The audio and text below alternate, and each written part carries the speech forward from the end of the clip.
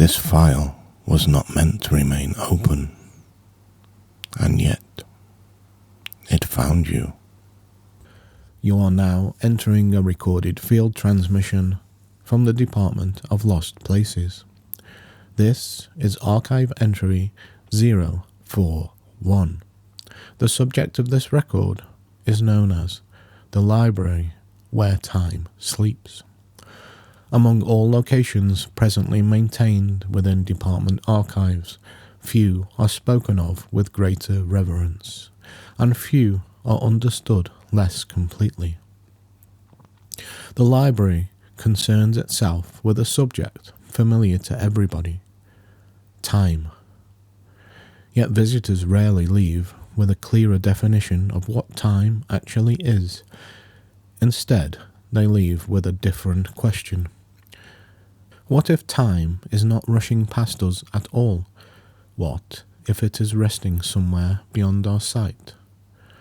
The earliest verified account originates from the journal of an astronomer who spent decades studying the movement of stars.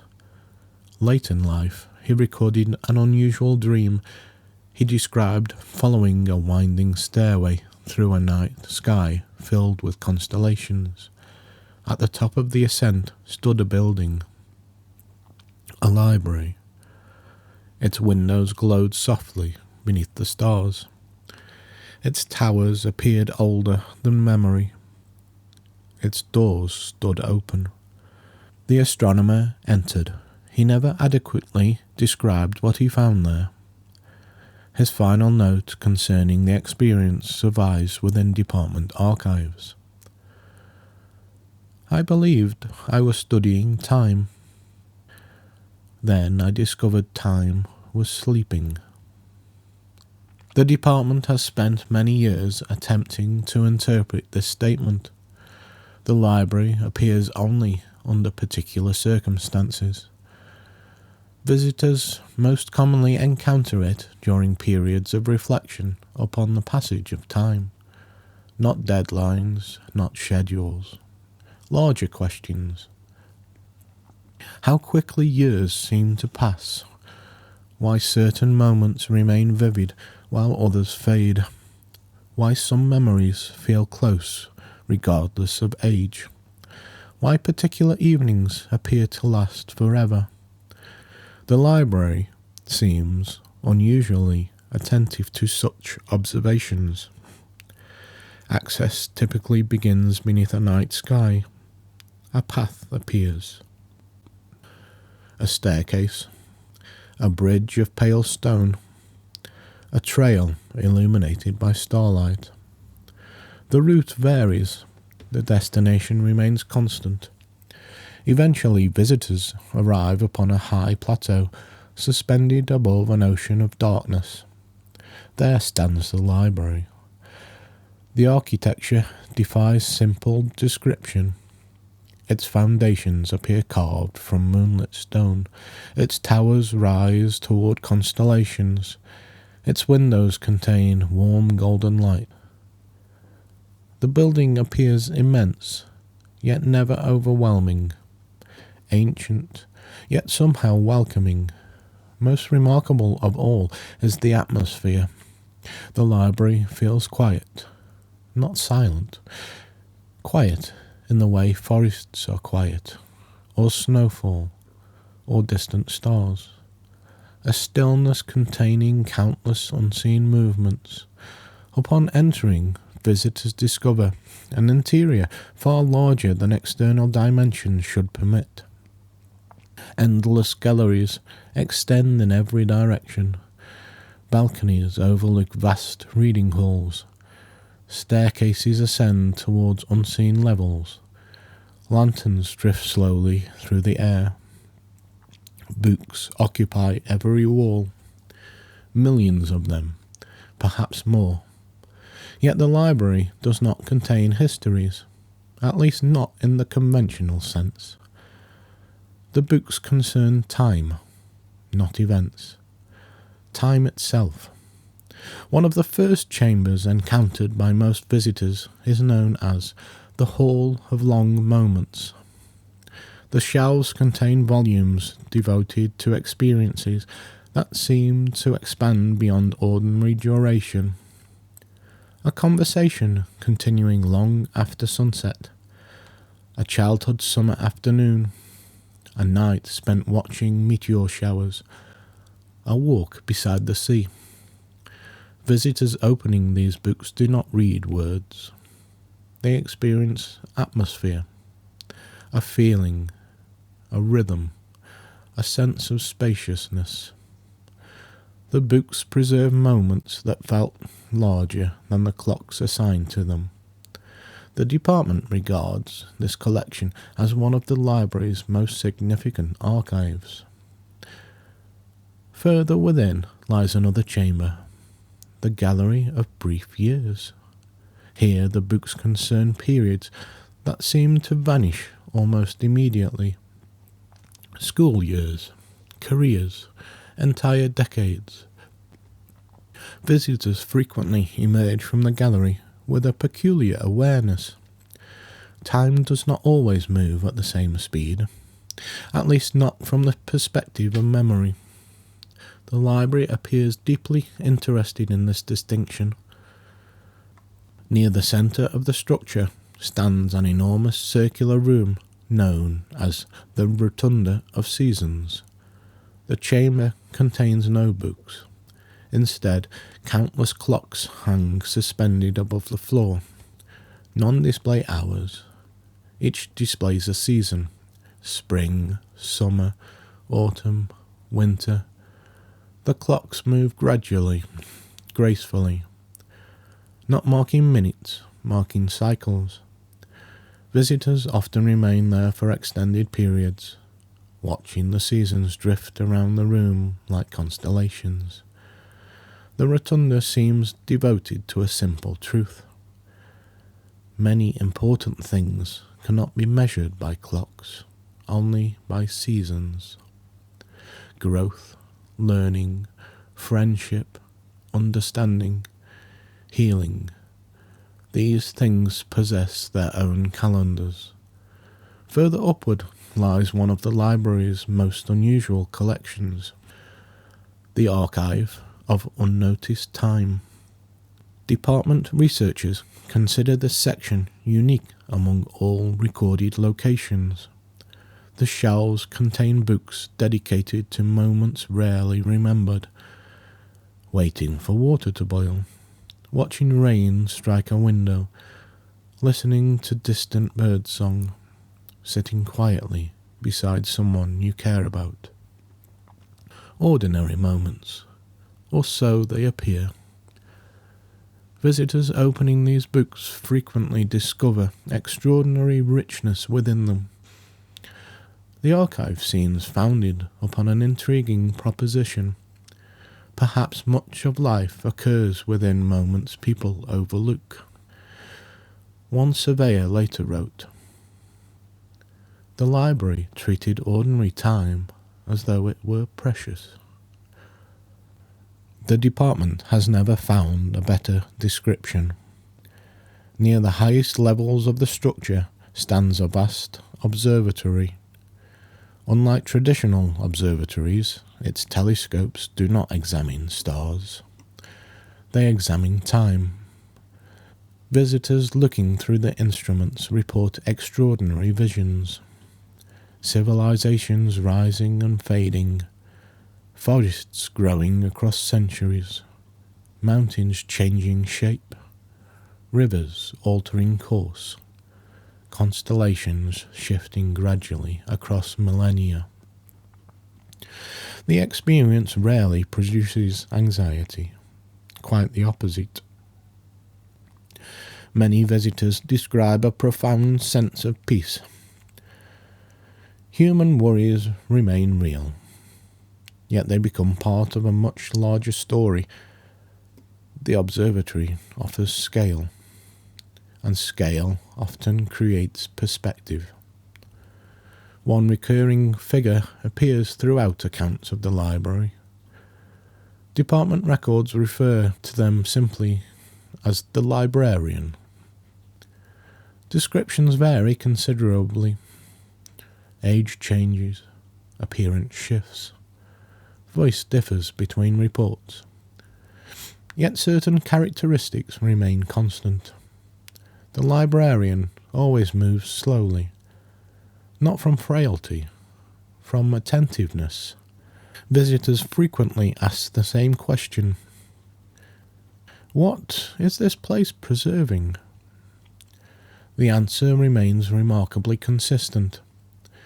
The librarian gestures towards the shelves, the galleries, the countless volumes extending into darkness, then replies, "Time is often mistaken for something that disappears." The visitor naturally requests clarification. The librarian simply smiles. "We preserve evidence to the contrary." No further explanation is usually offered. Researchers have debated this exchange for decades. The library appears content to leave the matter unresolved. At the highest accessible level stands a single reading room unlike any other. The room contains only one book, a volume resting upon a circular table beneath a skylight of stars. The book possesses no title, no visible author, no markings whatsoever. Visitors invariably open it. Inside they discover blank pages, yet the experience is rarely disappointing. Most report understanding something immediately. The book is unfinished. Not because it lacks content, because it remains in progress. The final volume concerns the future, and the future is still being written. Eventually visitors leave the library. The galleries recede. The lanterns grow distant. The night sky expands overhead. The path reappears, the bridge, the staircase, the starlit road, whatever route first brought them there. Yet many carry something back with them. Not answers, not certainty, a quieter relationship with time. The sense that time may be less like a river rushing away, and more like a vast library preserving every meaningful moment within its endless halls. The department classifies the library where time sleeps as type, celestial archive complex, temporal preservation library, astronomical reflection site, access level rare, most frequently encountered during periods of reflection upon memory, change, aging, or the passage of years. Final note from the archivist. People often speak of time as though it were being lost. Lost days, lost years, lost opportunities. The library suggests another perspective.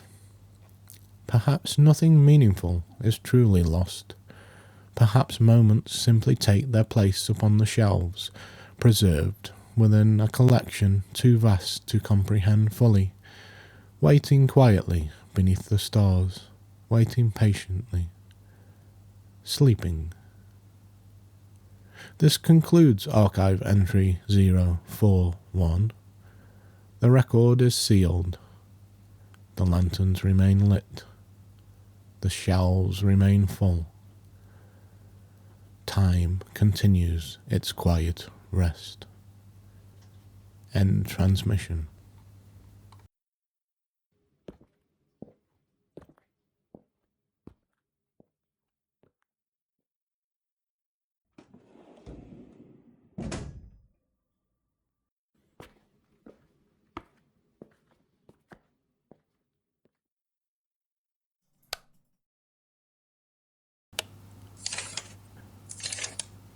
This file was not meant to remain open, and yet found you. You are now entering a recorded field transmission from the Department of Lost Places. This is archive entry 001. The subject of this record is known only as the garden that remembers every season. Its exact location cannot be plotted on any conventional map. In fact, it is not said to exist in a single location at all. It is said to appear only when the mind is no longer certain which season it belongs to. The first recorded observation was made by a department surveyor who described an unusual shift in atmospheric continuity. They reported walking through an ordinary stretch of countryside, unremarkable in every measurable sense, when the air began to change its texture around them. Not temperature, not humidity, but texture, as if winter and spring had briefly overlapped in the same breath. The path ahead did not end, it softened. Grass became less like vegetation and more like memory attempting to hold shape. And then, without transition, the garden was there. Not entered, not approached, simply present. The gate, if it can be called that, was never described as opening. Instead, it was described as remembering it was already open. Ironwork entwined with flowering vines formed a structure that seemed less built than grown through repeated seasons of attention. Every rusted hinge carried a different climate. Every crack in the wood suggested a different year. Inside, the garden does not follow linear time. It cycles through it, but not in sequence. At one moment, autumn is present in full authority, leaves falling with deliberate grace, as if each one has chosen its moment carefully. And then, without warning, spring arrives beneath it, not replacing autumn, but existing beneath it like a second emotional layer. Surveyors consistently report a sensation of recognition, not recognition of place, but of feeling, as though every season ever experienced is still happening here, simultaneously, waiting to be noticed again. The trees are the most unusual feature. They do not grow, they accumulate. Branches carry blossoms, snow, and dried leaves at the same time. One observer described it as watching time refuse to choose a direction. There is a central path that appears to lead deeper into the garden. However, no two surveyors agree on where it goes. Some say it leads to a greenhouse filled with perpetual summer. Others insist it leads to a frozen pond beneath a sky that has forgotten noon. A small number of reports suggest it leads nowhere at all, only a return to the gate, slightly altered, as if the garden is learning from those who enter it. Sound behaves differently here. Birdsong is present, but not localized. It does not come from trees. It comes from intervals between thoughts. Wind moves through the space with unusual intelligence, pausing occasionally as if listening before continuing. Even silence feels layered, not empty, but composed. One of the most consistent findings is the presence of what surveyors refer to as seasonal echoes. These are moments where a visitor experiences a memory that does not belong to them. A childhood winter morning, a late summer evening, a spring rain they cannot place. But each memory feels emotionally accurate, even if historically impossible. The department has not determined whether the garden contains these memories or reflects them. There is a structure at the centre of the garden. Some describe it as a greenhouse, others as a conservatory, others still refuse to name it at all. It is constructed of glass that is never fully clean or fully dirty. Inside, light behaves incorrectly. Not broken, simply undecided. Those who claim to have entered the structure describe rows of plants that should not coexist. Snowdrop flowers blooming beside desert succulents, cherry blossoms drifting across sand, vines shaped like frozen lightning. Each plant appears perfectly adapted to a season that does not exist anywhere else. At the heart of the structure is a single table. On it are placed 4 objects: a dried leaf, a fresh bud, a frozen petal, and something that cannot be classified, described only as a warm absence. No known surveyor has been able to explain the significance of this arrangement. However, all report the same sensation when viewing it: a quiet understanding that all seasons are occurring simultaneously, and that time is not passing through the garden. It is resting within it. There is one final and consistent observation. Visitors do not leave the garden in the same emotional season they entered. Those who arrive in grief often leave with something resembling spring. Those who arrive in joy often leave quieter, as if autumn has gently passed through them. Not loss, not gain, adjustment. It is important to note that no physical evidence of the garden has ever been retrieved. No soil samples remain stable. No photographs retain consistent detail. Images shift depending on when they are viewed, as though the garden resists being fixed into a single interpretation. And yet, multiple independent reports describe the same final experience. Standing at the gate once more, looking back, and realizing the garden has not remained behind them. It has simply stopped being visible, like a season that has finished observing you.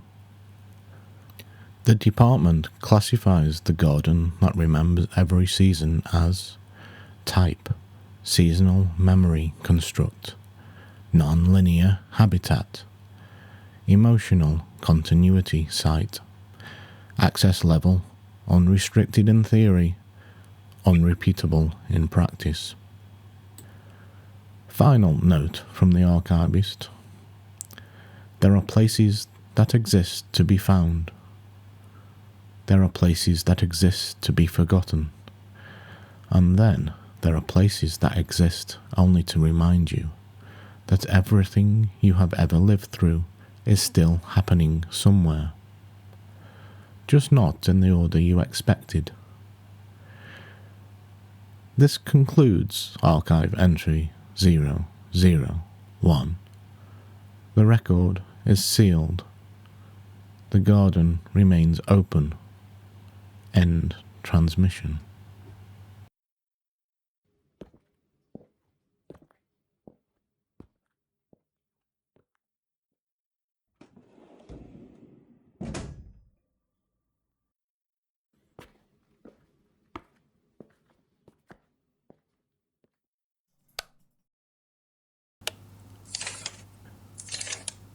This file was not meant to remain open, and yet it found you.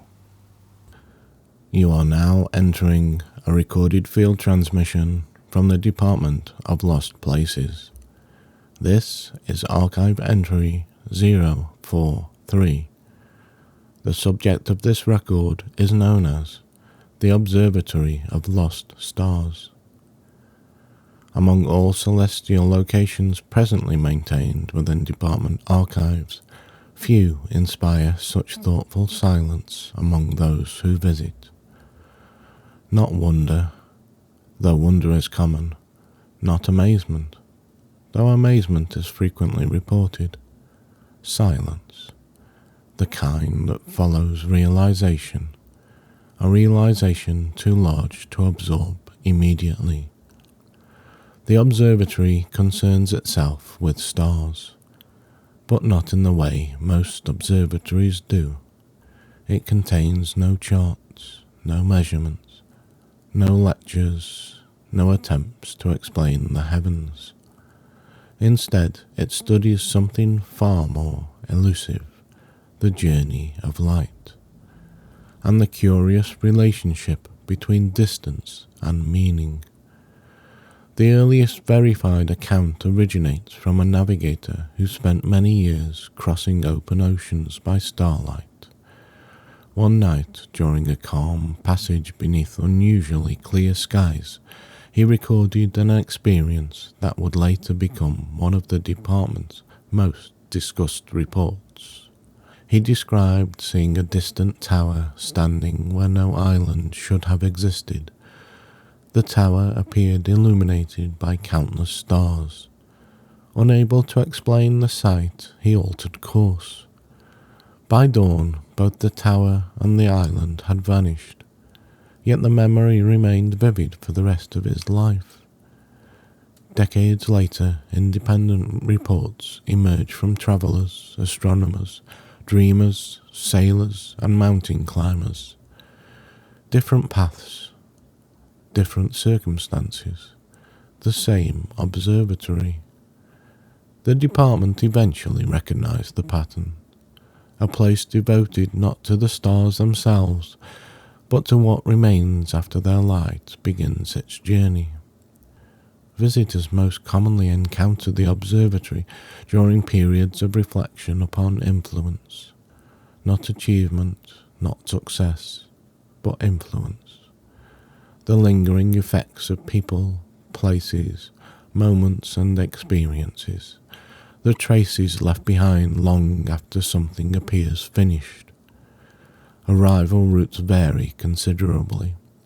A mountain path beneath moonlight, a staircase ascending through clouds, a lonely shoreline beneath unfamiliar constellations, a railway platform existing only in dreams. Whatever route is taken eventually leads upward. The observatory always occupies elevated ground. The department suspects this is intentional. Perspective matters here. The first sight of the structure is often unforgettable. A circular tower constructed from pale stone. Great domes rise above its upper levels. Large windows glow with soft golden light. Bridges connect smaller observation halls perched along nearby cliffs. Above everything stretches a sky unlike any recorded elsewhere within the archives. Stars fill every corner of darkness, thousands upon thousands. The sky appears less like a ceiling and more like an ocean. Upon entering, visitors discover a remarkable absence. The observatory contains very few instruments, no rows of telescopes, no complicated machinery, no charts covering the walls. Instead, the building consists of galleries, reading rooms, observation balconies, quiet chambers dedicated to contemplation. The observatory appears interested in looking rather than measuring. One of the first locations encountered is known as the Hall of Distant Light. The chamber contains hundreds of suspended lanterns. Each emits a gentle glow. At first glance, the arrangement appears random. Closer observation reveals a subtle pattern. Some lanterns shine brightly, others faintly. Some appear close, others impossibly distant. Visitors eventually learn that each lantern represents a star whose light continues travelling. Not a specific star, the idea of one. The whole encourages a simple realization. Seeing is not the same thing as immediacy. Many things reach us long after they begin their journey. Further within lies a gallery known as the Archive of Lasting Light. Department researchers consider this one of the most significant locations within the observatory. The gallery contains countless glass panels illuminated from within. Each panel reveals a scene: a teacher encouraging a student, a parent reading a story, a friend offering support, a traveller sharing wisdom, an artist creating something meaningful. None of the moments appear extraordinary, yet the panels continue glowing. Visitors quickly understand why. The gallery is not recording events, it is recording consequences. The light remains because the influence remains. One surveyor later described the experience in a brief report.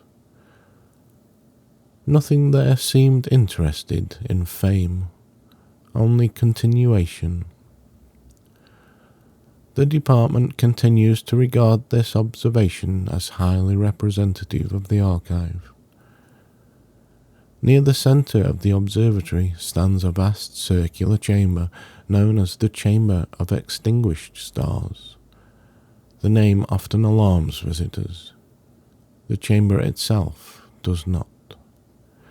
Thousands of tiny lights drift above the room. Each shines softly against the darkness. Visitors are informed that every light represents something that appears absent.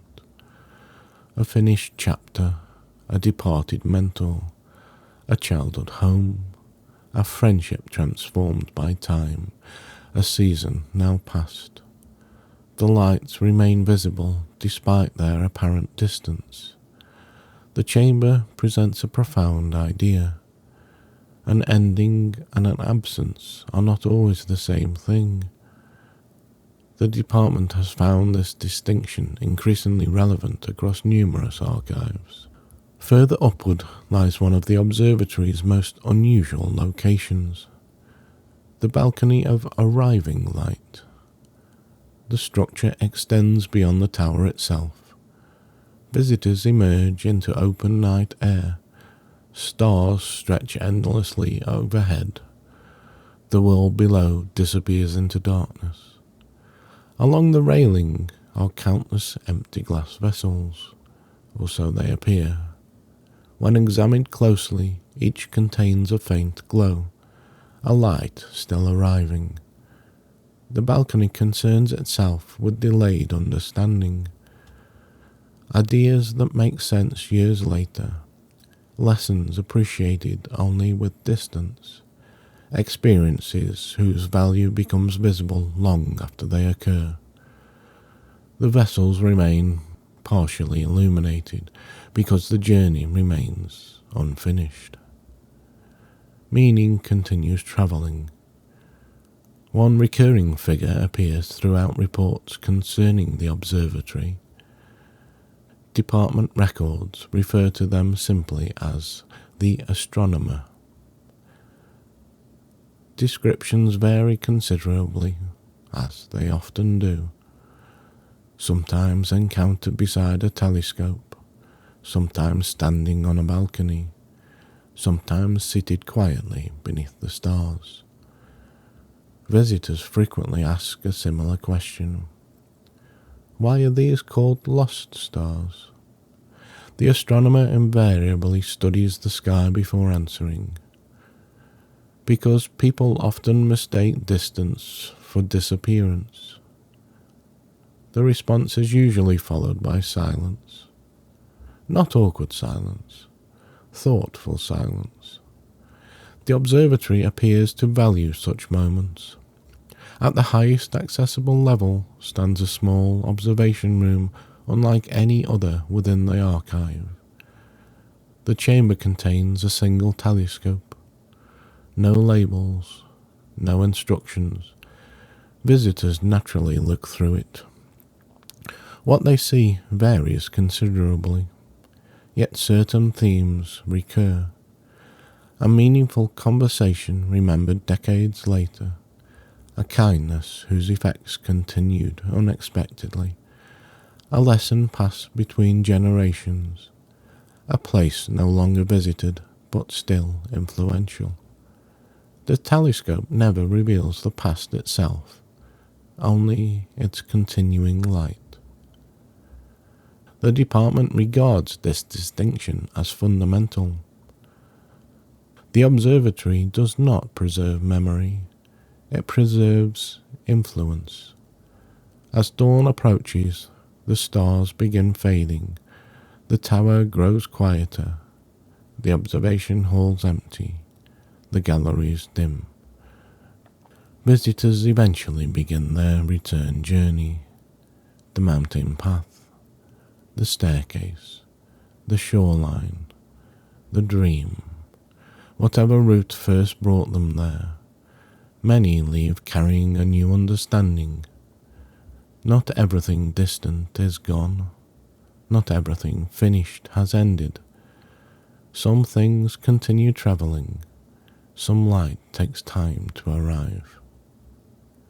The department classifies the Observatory of Lost Stars as Type Celestial Reflection Observatory, Influence Preservation Site, Astronomical Continuity Archive, Access Level Occasional, most commonly encountered during periods of remembrance, gratitude, reflection, or personal perspective.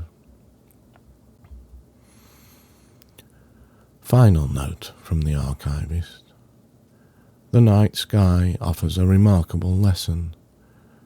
Many stars visible above us occupy distances almost impossible to imagine. Their light has travelled for years, sometimes centuries, sometimes longer. The observatory asks us to consider whether human lives operate similarly. Perhaps kindness continues travelling. Perhaps wisdom continues travelling. Perhaps love, friendship, creativity, and understanding continue travelling too. Not unchanged, not frozen, but moving outward, crossing distances we may never witness, arriving in places we will never see, like starlight, quietly, patiently, still illuminating the darkness long after beginning its journey. This concludes archive entry 043. The record is sealed. The observatory remains illuminated. The stars continue their passage. The light continues arriving. End transmission.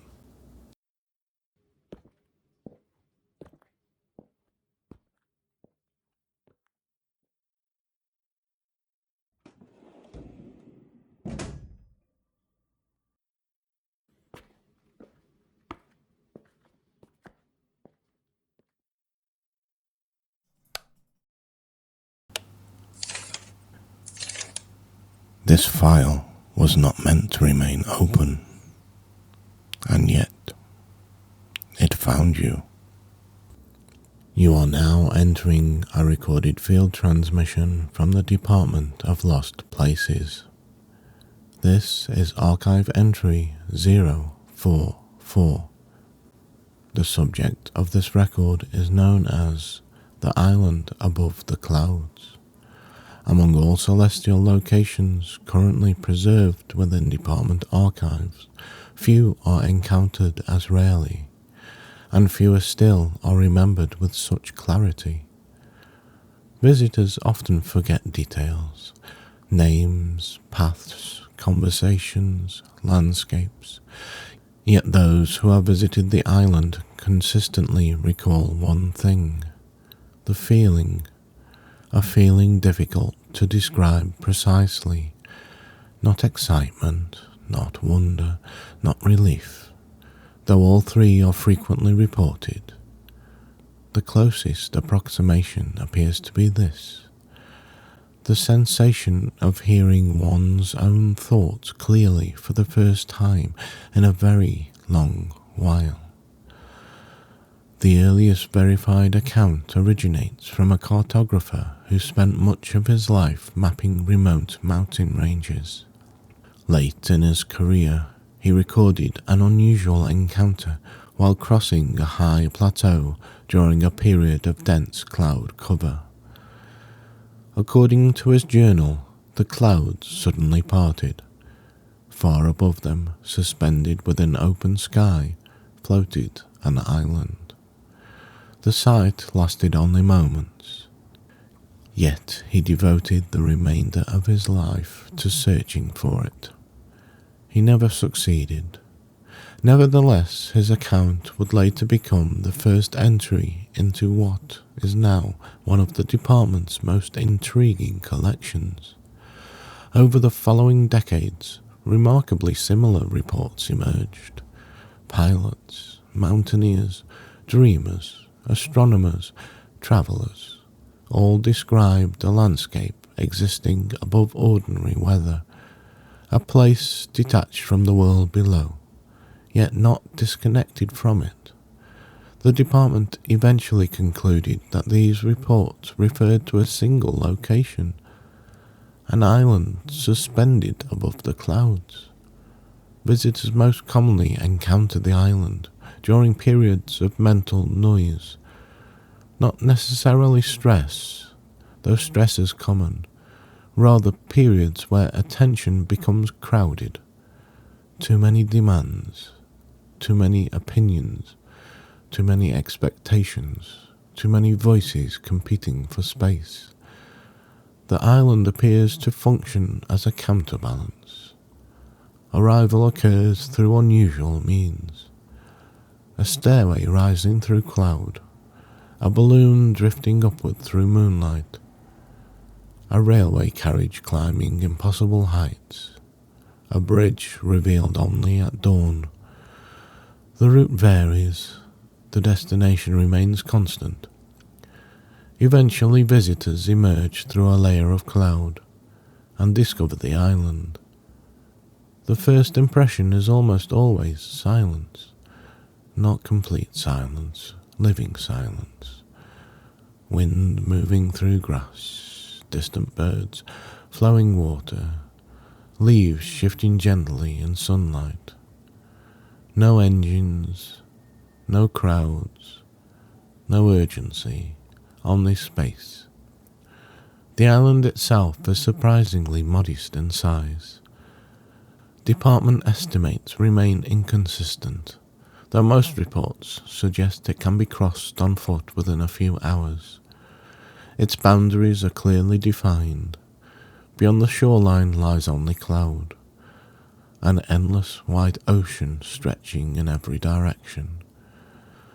Visitors frequently approach the edge and stare outward for extended periods. The sight is unforgettable.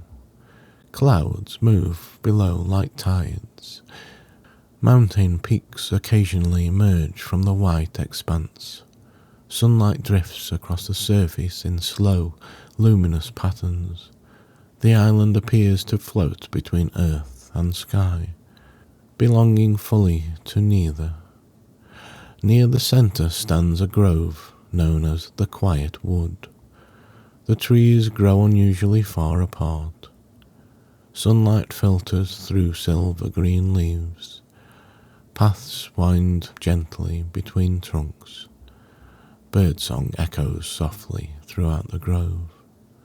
Nothing remarkable appears to happen there, yet visitors consistently spend longer than expected amongst the trees. The department suspects that the grove serves a subtle purpose. The modern world rarely provides environments free from interruption. The Quiet Wood does. One surveyor later recorded, "The forest did not ask anything of me." Researchers continue to regard this as one of the archive's most significant observations. Further inland lies a meadow known as the Field of Unasked Questions. Unlike many department locations, the field contains no inscriptions, no monuments, no visible mysteries, only tall grass moving beneath open sky. Yet visitors often arrive carrying questions about direction, purpose, decisions, change. Curiously, many leave without answers, and somehow feel better for it. The field appears less interested in solutions than acceptance. Not every question requires immediate resolution. Some simply require room. The island demonstrates this principle repeatedly. Near the western shore stands a circular stone structure known as the Listening Pavilion. The pavilion contains no furniture, no decoration, no machinery, only a series of open arches overlooking the clouds. Visitors sit there for hours, listening to what remains uncertain. Some report hearing wind, others distant birds, others only silence. The department suspects all reports are equally accurate. The pavilion appears designed not to provide sound, but attention. One recurring feature appears throughout nearly every account: a freshwater spring emerging from the island's highest point. Department records refer to it as the source. The water flows into narrow channels crossing the landscape before disappearing over the island's edge. Visitors frequently stop there, not because the spring is unusual, because it feels important. The source seems to embody the character of the island itself, quiet, steady, unconcerned with spectacle. One recurring figure appears throughout reports concerning the island. Department records refer to them simply as the Keeper. Descriptions vary considerably, as they often do. Sometimes encountered beside the spring, sometimes within the grove, sometimes walking along the cloud-lined shore. Visitors frequently ask the same question: why is this place here? The Keeper usually pauses before answering, then gestures towards the sky, the trees, the clouds, the distant horizon, to remind people that silence is also a landscape. No further explanation is generally offered. The department has never found reason to improve upon this statement. At the island's highest elevation stands a small stone bench overlooking the cloud sea. No plaque accompanies it, no inscription, no official designation exists within department records. Yet visitors almost always find their way there. Many remain until sunset, watching shadows lengthen across the clouds, watching colours shift from gold to amber to deep blue, watching stars appear one by one above the horizon. The experience rarely produces dramatic revelation. Instead, something subtler occurs. The noise begins to settle, thoughts untangle, perspectives widen, attention returns. The island appears uniquely skilled at creating conditions under which clarity may emerge naturally, not forced, not pursued, allowed. Eventually departure becomes necessary. The bridge reappears, the staircase, the railway, the balloon. Whatever route first brought the visitor there. Many leave reluctantly, yet few leave sadly. The island seems designed for temporary visits. Its purpose is not escape. Its purpose is return. A return to one's own attention.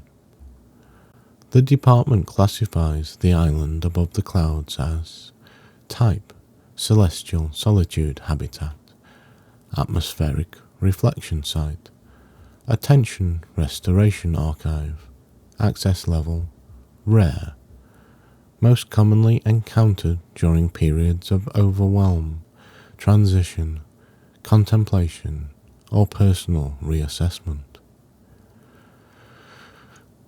Final note from the archivist.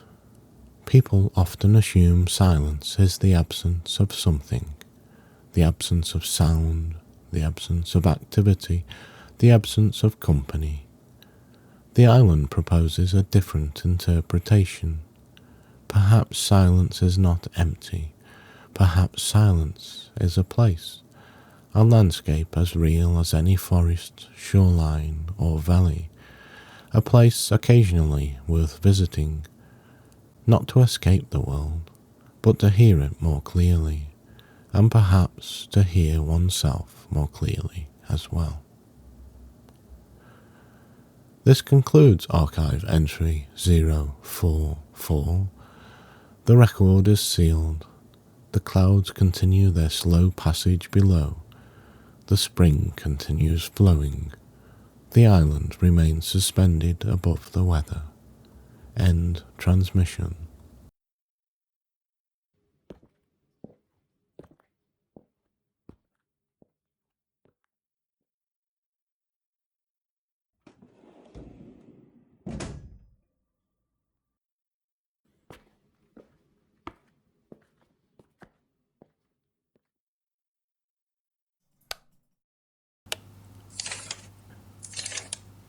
This file was not meant to remain open, and yet it found you.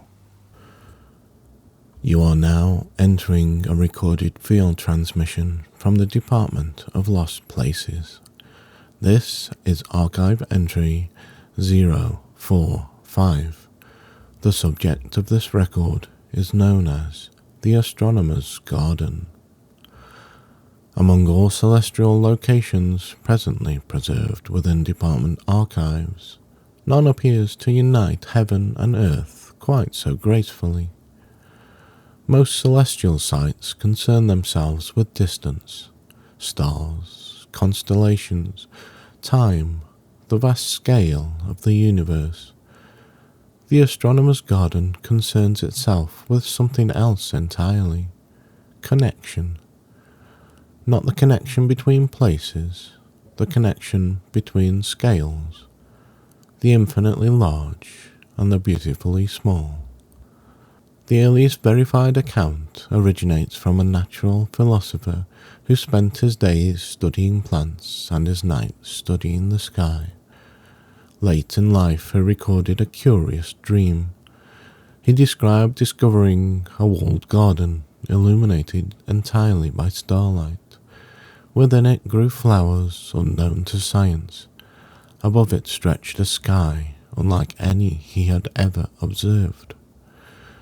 Yet what fascinated him most was not the garden nor the stars. It was the relationship between them. He later wrote, "Everything appeared to be listening to everything else." The department continues to regard this as one of the most important observations associated with the archive. The garden is most commonly encountered during periods of curiosity, not necessarily intellectual curiosity, though that often plays a role, a broader curiosity, the desire to notice, to understand, to observe more carefully. The garden appears particularly welcoming towards such states of mind. Arrival usually occurs at twilight. Visitors follow a narrow path through open countryside. A stone gate appears where none should exist. A lantern glows among distant trees. A hidden doorway opens within an ordinary wall. The route varies. The destination remains constant. Beyond the entrance lies the garden. The first impression is often one of balance. Nothing dominates.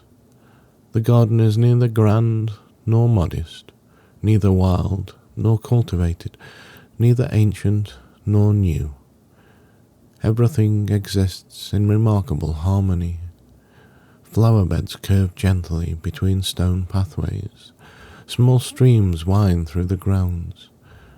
Fruit trees provide shade, and lanterns hang amongst branches. Above all of it stretches an extraordinary night sky. The stars appear unusually bright, yet they never overwhelm the landscape below. Garden and sky seem engaged in a quiet conversation. One of the first locations encountered is known as the Bed of First Questions. The flowers growing there open only after sunset.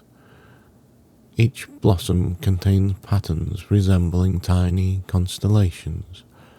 Visitors often find themselves lingering amongst them, not because the flowers are unusual, though they are, because they inspire questions.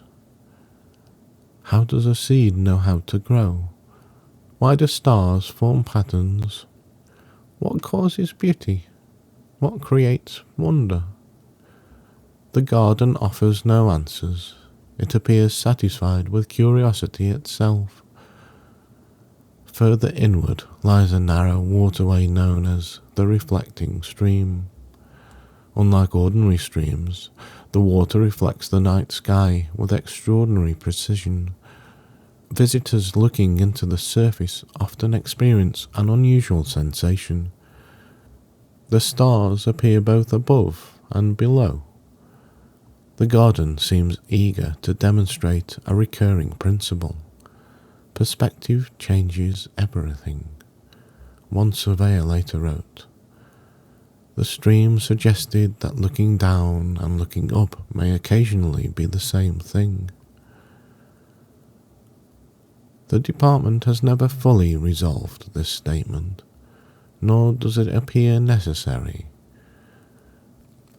Near the centre of the garden stands a circular orchard known as the Grove of Patient Stars. Small silver fruits grow amongst dark green leaves. Each fruit contains tiny points of light visible beneath the skin. Department researchers have never successfully classified the trees.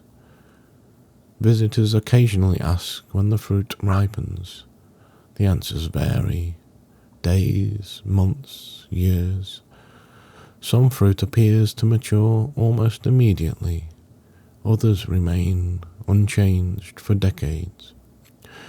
The grove appears dedicated to a simple truth. Different things require different amounts of time. The stars understand this. The trees understand this. The garden encourages visitors to understand it as well. Further along a winding path lies one of the archive's most beloved locations, the Pavilion of Small Wonders. The structure is simple, open-sided, covered by a wooden roof, surrounded by flowering plants. Inside rests a collection of ordinary objects. A feather, a shell, a pine cone, a smooth stone, a fallen leaf, a bird's nest. Nothing remarkable, at least initially. Visitors soon discover that each object reveals astonishing detail when examined closely. Patterns, structures, textures, designs, entire worlds hidden within seemingly simple things. The pavilion appears dedicated to observation, not as a scientific exercise, as an act of appreciation. The department has noted that many visitors leave the pavilion noticeably quieter than when they entered, not because they have learned something new, because they have noticed something old. One recurring figure appears throughout reports concerning the garden. Department records refer to them simply as the Astronomer. Unlike the Astronomer encountered within Archive Entry 043, this figure appears less concerned with distant stars. Visitors often find them kneeling beside flowers, studying insects, pruning plants, watching moonlight settle upon leaves.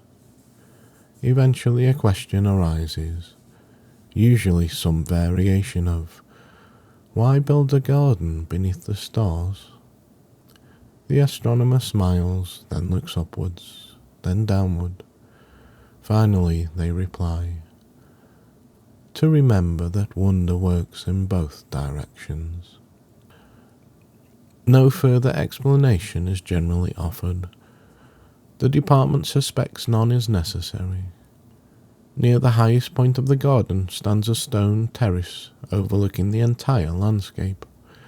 The flowers, the orchard, the stream, the pathways, and beyond them the endless stars.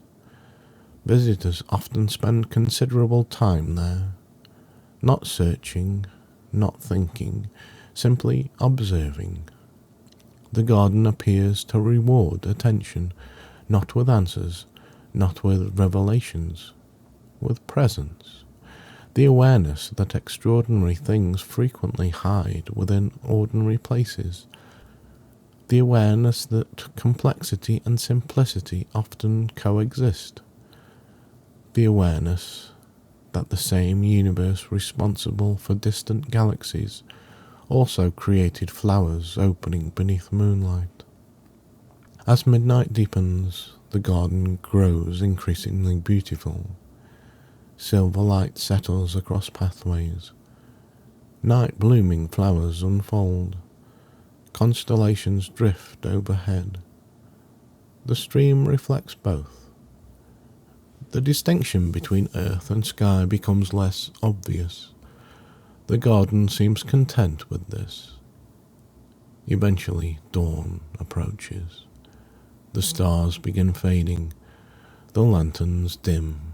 The flowers prepare for morning. Visitors find themselves returning towards the gate, the path, the doorway, whatever route first brought them there. Many leave carrying a subtle but lasting feeling. Not certainty, not knowledge. Wonder. The simple recognition that the world may contain far more beauty than attention alone usually permits us to notice.